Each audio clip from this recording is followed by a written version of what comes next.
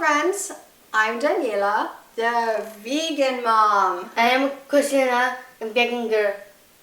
And today we're going to talk about why it is important that you have a clear understanding about why you want to go vegan.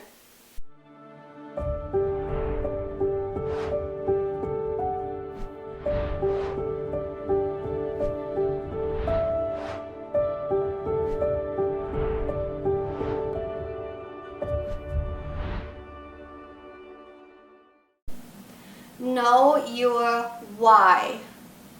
Do you want to go vegan to lose weight or to heal a serious illness like cancer, diabetes, or arthritis? Or do you want to go vegan to prevent an illness?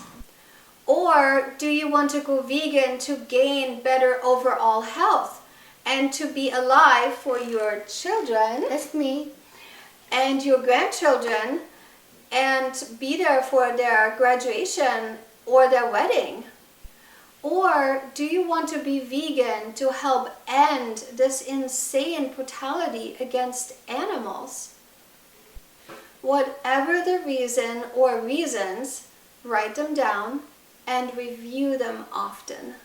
So if you have any questions or comments or any tips of your own to share, drop a comment below.